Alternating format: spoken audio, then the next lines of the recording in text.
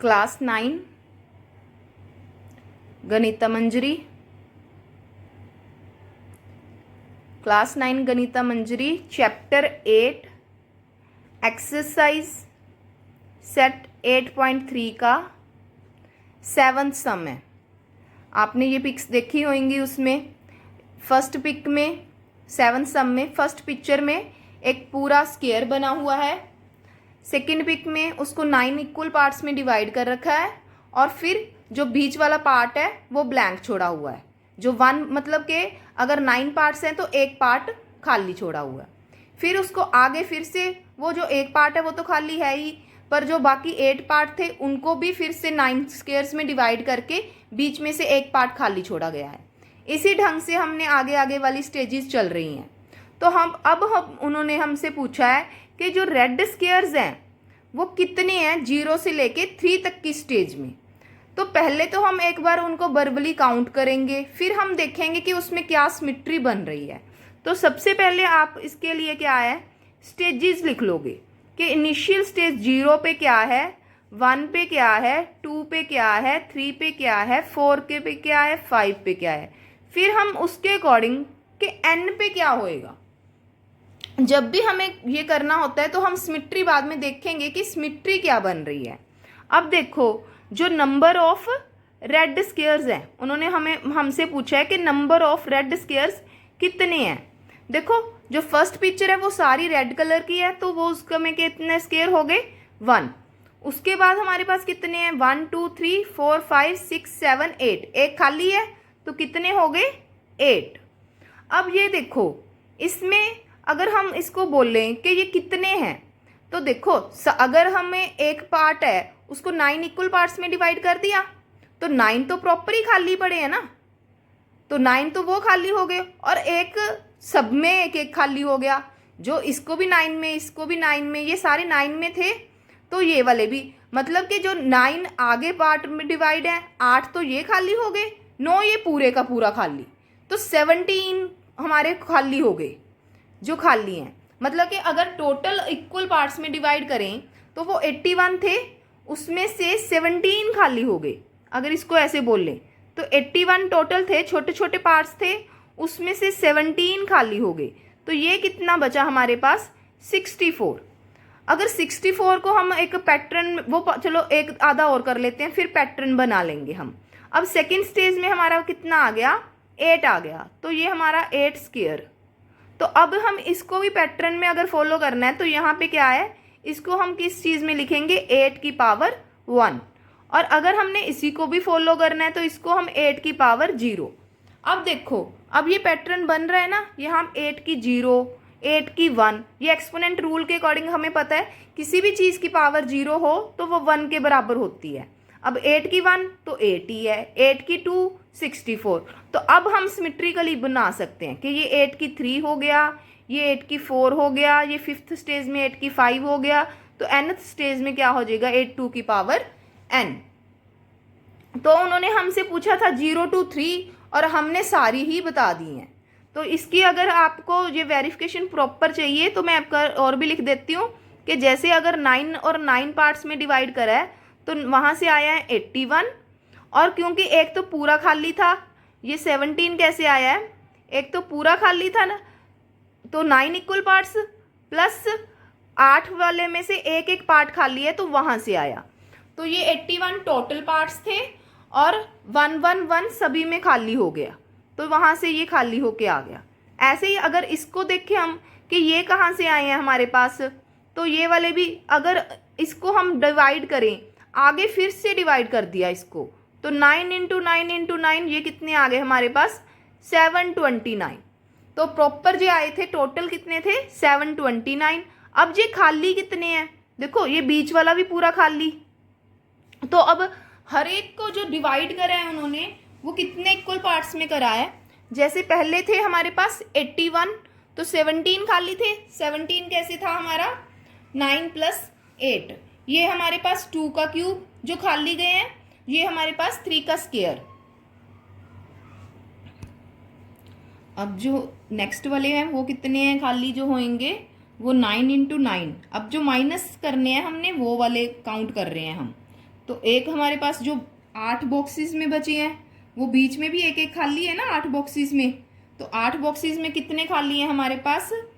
9, तो वो भी 72 खाली करेंगे हम। और जो बीच में एक छोटा सा बचा है उसमें से भी हम 8 खाली करेंगे, तो 8 इंटू 8 वो भी हमारे पास कितने खाली हो जाएंगे? 64। तो ये वाले तीनों हम माइनस करेंगे, ये तीनों अगर हम ऐड कर लें तो ये कितना आता है? 8 7 21। तो हमारे पास ये कितना आ गया? 729 माइनस 217। तो इन दोनों इनको माइनस करने के बाद हमारे पास कितना आता है? 512। तो ये 512 आ गया हमारे पास। तो अब हमारे पास ये 8 की पावर 4, 8 की पावर 5 ये हमने सिमेट्रिकली कर लिया। ये हमारे पास जो माइनस करने थे बीच वाले वो माइनस करे हैं हमने। तो अगर ज़्यादा मुश्किल लग रहा है तो फर्स्ट 2 स्टेजेस को भी एक्सपेंड करके थर्ड को आप सिमेट्री से ले सकते हो। अब उसके बाद उन्होंने जब पूछा था कि हमें स्टेजेस 4 पे या स्टेज 5 पे कितना हुआ है, तो अब हम इसकी कैलकुलेशन कर देते हैं। स्टेज 4 पे हमारे पास कितना आया है? हमारे पास 8 की पावर 4। जो 8 की पावर 4 है वो 8 को 4 टाइम्स मल्टीप्लाई करके कितना आ जाता है? 4096। ऐसे ही अगर स्टेज 5 पे हमसे पूछा था तो हम क्या कहेंगे? 8 2 की पावर 5। तो 8 की 4 हमारे पास 4096 आया है, उसको ही हम मल्टीप्लाई 8 से फिर कर देंगे। ये कितना आ गया हमारे पास? 86732। तो ये हमारे पास आ गया। अब उन्होंने हमसे पूछा था can you find a rule for the number of red squares as the nth stage, write the explicit formula as well as recursive formula. अब ये देखो हमसे ये फार्मूला पूछ रहे हैं, ये हमने अभी ऊपर बना लिया है 8 2 की पावर n। तो ये इसी फार्मूले को जो बोलते हैं हम वो एक्सप्लिसिट फार्मूला बोलते हैं कि nth की टर्म जो है वो क्या बन रही है। n टर्म का अगर फार्मूला होता है तो वो हमारे पास T N is equal to A R to the power n minus 1 होता है। तो अब हमारे पास इनिशियली कितने हैं? हमारे पास हैं जो वो 8 1, तो 1 इंटू 8 की पावर हमारे पास जो जीरो स्टेज है, सॉरी जो जीरो स्टेज है वहाँ पे कितना है? 1। तो वन स्टेज पे हमारे पास जो फर्स्ट स्टेज है ना हम उसको ही काउंट करेंगे। तो फर्स्ट स्टेज पे हमारे पास कितना है? 8, और 8 की पावर ही हमारे पास जो बढ़ रही है हमेशा, तो n माइनस 1। तो 8 इंटू n माइनस 1 हमारे पास क्या आ जाएगा? 8 1 प्लस n माइनस 1, तो 8 2 की पावर n। तो हमारे पास जो फार्मूला आया टी एन का हमारे पास कितना आया? T N is equal to 8 2 की पावर n।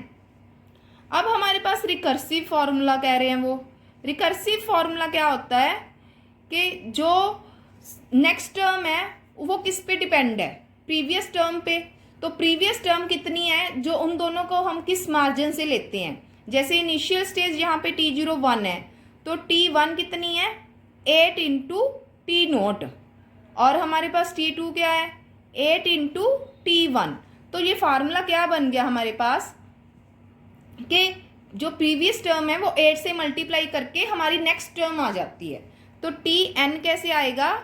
8 मल्टीप्लाई टी की पावर n माइनस 1। मतलब अगर हम 8 से मल्टीप्लाई करते जा रहे हैं तो टर्म्स आती हैं। तो इसी को हम ये for all values of n greater than is equal to 1 के लिए अप्लाई हो रहा है। तो ये एक्सप्लिसिट फार्मूला हो गया कि हमारी जो टर्म है वो nth टर्म के अकॉर्डिंग क्या बैठ रही है, ये दो टर्म्स के कंपैरिजन के अकॉर्डिंग क्या बैठ रही है। अब हम इसका जो फोर्थ पार्ट है वो करेंगे। फोर्थ पार्ट हमारे पास क्या है?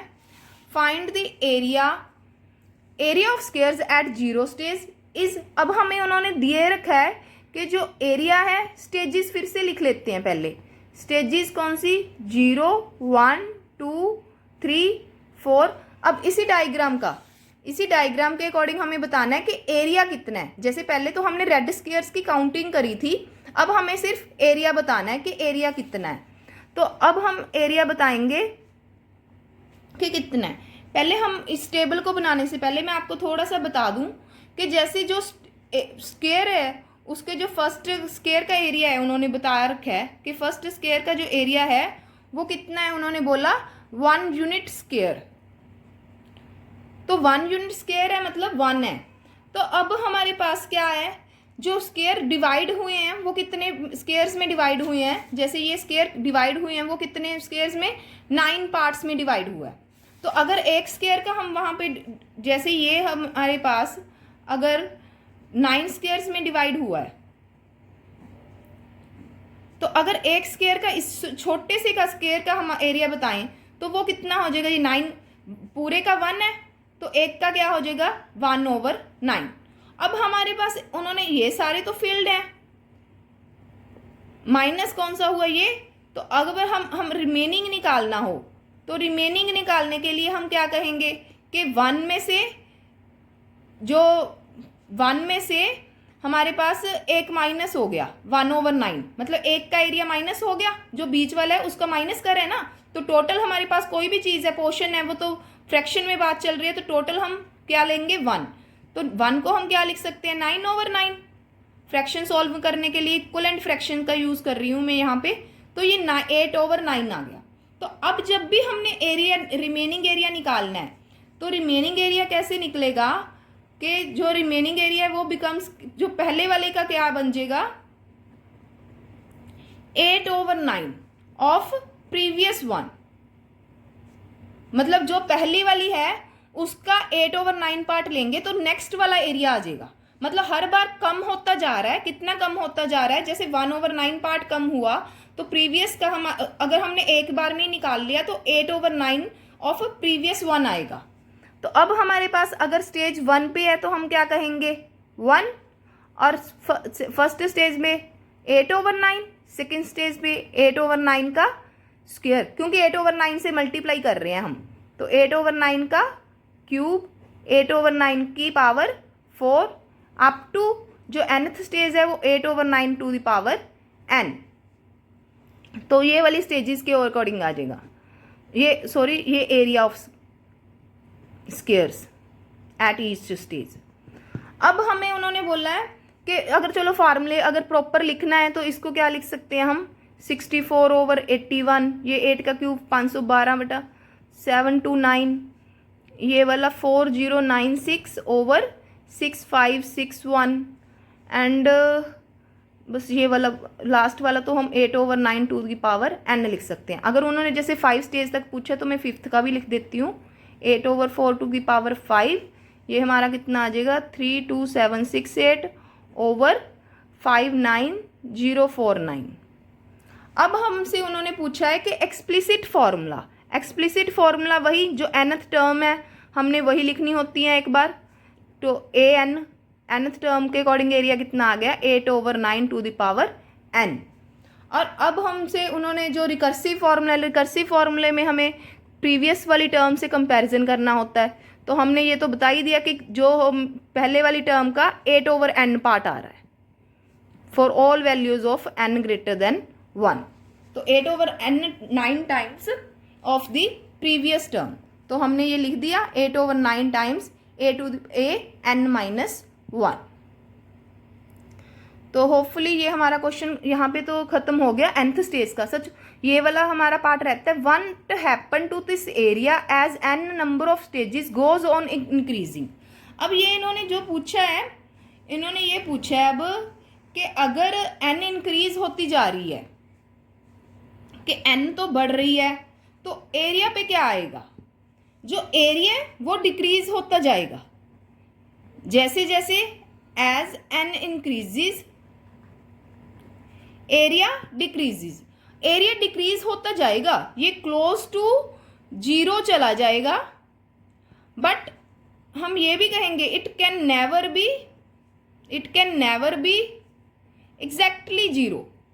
वो मतलब जैसे होता है ना कि थोड़ी सी 0 की हम होप, जैसे तो 0 से पहले 0.100001 वो उसके अकॉर्डिंग जैसे इसे 0 के पास चला जाएगा, but can never be exactly 0 नहीं होएगा, खत्म नहीं होएगा, कुछ भी हो। तो ये था हमारे पास लास्ट क्वेश्चन 8.3 का। हमने आज, मैंने पिछली वीडियो में 5th क्वेश्चन और 7th क्वेश्चन, फर्स्ट 4 और 6 तो पहले ही करवा दिए थे, 5th और 7th आज दोनों वीडियो अपलोड कर रही हूँ मैं, तो इसमें से कर सकते हो आप। नोट्स भी मैं फ़ोटोज़ भेज दूँगी। Thank you.